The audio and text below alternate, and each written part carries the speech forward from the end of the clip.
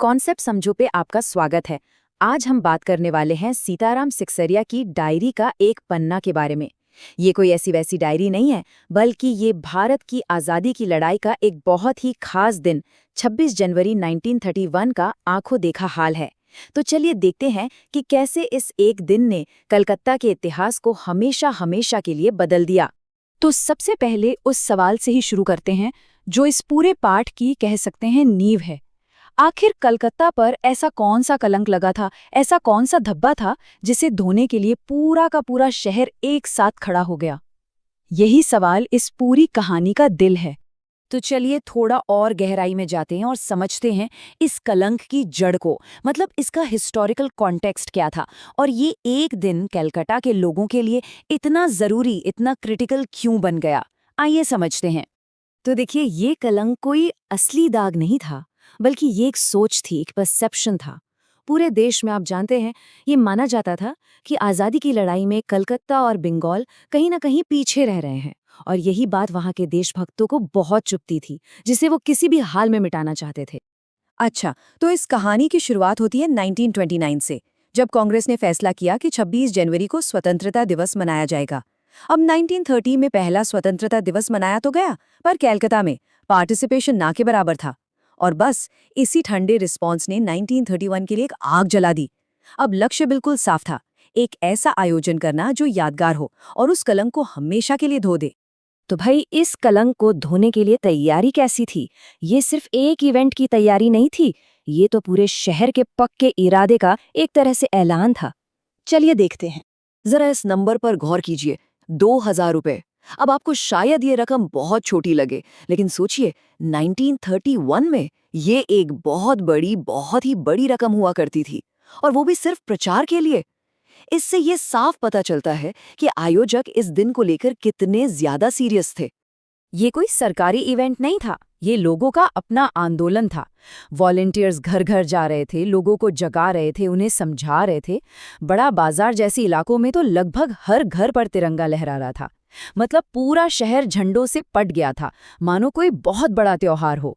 और सबका एक ही डेस्टिनेशन था, शाम 4:24 पर मॉन्यूमेंट पहुंचना।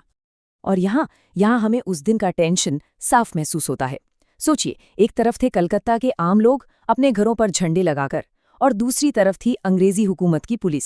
सभा के खिलाफ नोटिस जारी हो रहे थे, हर नुक्कड़ पर पुलिस तैनात थी, और मॉन्यूमेंट को तो सुबह 6 बजे से ही घेर लिया गया था।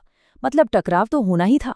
देखिए, इस दिन की कामयाबी सिर्फ भीड़ की वजह से नहीं थी, इसका बहुत बड़ा क्रेडिट जाता है उन बहादुर नेताओं को, और हाँ, खास तौर पर उन महिलाओं को जिन्होंने जो भूमिका निभाई वो अभूतपूर्व थी। और इस पूरे आंदोलन के केंद्र में कौन थे? नेताजी सुभाष चंद्र बोस। जो सबसे मुख्य जुलूस था, उसे वही लीड कर रहे थे, और वो सीधे मॉन्यूमेंट की तरफ बढ़ रहा था। और इतने बड़े जुलूस को संभालना कोई छोटा काम तो था नहीं। इसकी जिम्मेदारी थी पूर्णोदास जैसे आयोजकों पर, जिन्होंने सुभाष बाबू के पूरे मार्च को ऑर्गेनाइज किया था।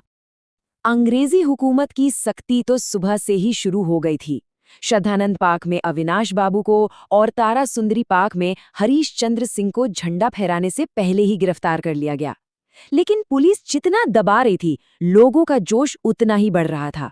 मारवाड़ी बालिका विद्यालय की लड़कियों ने बिना डरे 11 बजे झंडा फहरा दिया। गुजरात सेविका संघ की लड़कियों ने जुलूस निकाला और उन्हें भी गिरफ्तार कर लिया गया। ये दिखाता है कि विरोध की आग अब पूरे शहर में फैल चुकी थी। और जैसे जैसे घड़ी की सुइयां 4:24 के करीब पहुंच रही थी, मॉन्यूमेंट पर माहौल गर्म होता जा रहा था।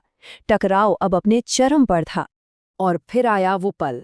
ठीक 4 बजे सुभाष बाबू अपने जुलूस के साथ मॉन्यूमेंट पहुंचे। भीड़ को देखते ही पुलिस ने बिना सोचे समझे बेरहमी से लाठियां बरसानी शुरू कर दी। खुद सुभाष बाबू को भी चोटें आईं, लेकिन उनके मुंह से वंदे मातरम का नारा और भी जोर से गूंजने लगा। और इसी हंगामे के बीच जानते क्या हुआ? कुछ बहादुर महिलाएं पुलिस को चकमा देकर मॉन्यूमेंट की सीढ़ियों पर चढ़ गईं और तिरंगा फहरा दिया। ये एक बहुत बड़ी जीत थी। भले ही इसके तुरंत बाद सुभाष बाबू को गिरफ्तार कर लिया गया। पर कहानी यहीं खत्म नहीं हुई। मॉन्यूमेंट की घटना के बाद महिलाओं ने मोर्चा संभाल लिया। धर्मतल्ले के मोड़ पर जब उनके जुलूस को रोका गया, तो करीब 50-60 महिलाएं वहीं सड़क पर शांति से बैठ गईं। बहू बाजार में भी विमल प्रतिभा के नेतृत्व में बिल्कुल यही हुआ। उन्होंने लाठियों का जवाब लाठियों से नहीं बल्कि शांतिपूर्ण विरोध से दिया और गिरफ्तार हो गईं।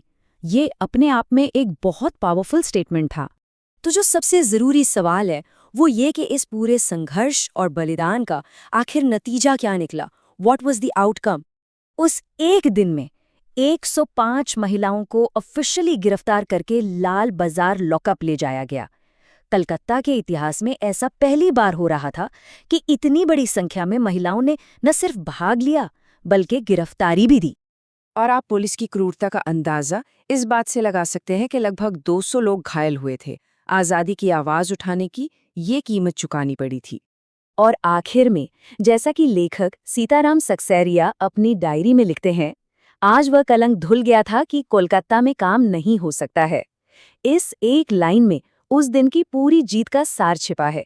कलकत्ता ने यह साबित कर दिया था। तो ये दिन हर मायने में एक अनप्रेसिडेंटेड दिन था। कलकत्ता ने पहली बार इतना बड़ा, इतना ऑर्गेनाइज्ड जन आंदोलन और इतनी सारी गिरफ्तारियां एक साथ देखी थी। ये शहर के इतिहास में एक टर्निंग पॉइंट था।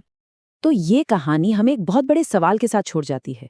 क्या सिर्फ एक दिन का संघर्ष सच में इतिहास की सोच को बदल सकता है? 26 जनवरी 1931 की ये घटना तो यही साबित करती है। अगली वीडियो किस चैप्टर पर होनी चाहिए कमेंट करके जरूर बताएं और वीडियो को लाइक करना मत भूलना ताकि ये और भी लोगों तक पहुंच सके। मिलते हैं फिर कभी इसी चैनल कॉन्सेप्ट समझो पे।